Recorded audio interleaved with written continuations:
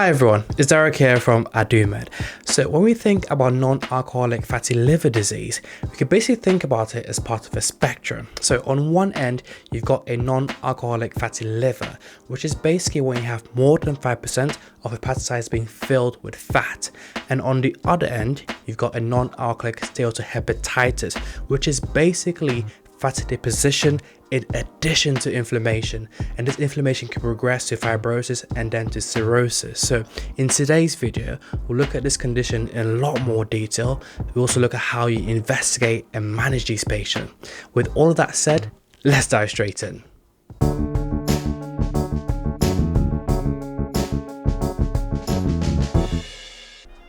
Clinically, our patients with non-alcoholic fatty liver disease tend to be asymptomatic up until things progress to cirrhosis, where they become decompensated.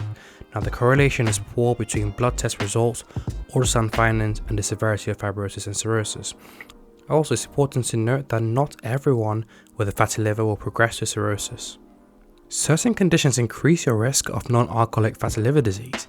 These include type 2 diabetes, hypertension, raised cholesterol, and obesity.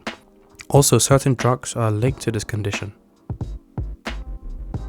Moving on to diagnosis, most patients tend to be diagnosed following an incidental blood test or the results of an ultrasound scan.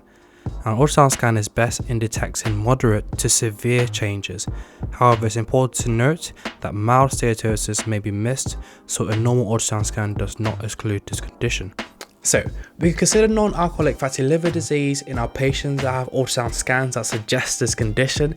We also think about it in our patients that have persistently abnormal LFTs. This is usually over a period of more than 3 months and presents as an ALT more than 3 times the upper limit of normal.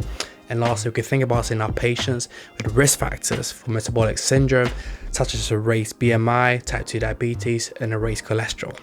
Blood should be done to exclude alternative causes even if an ultrasound scan shows signs of a fatty liver.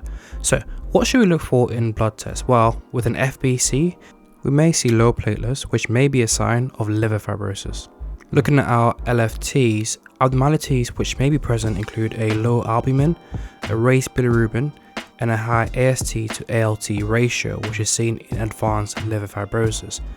Other tests will also be useful.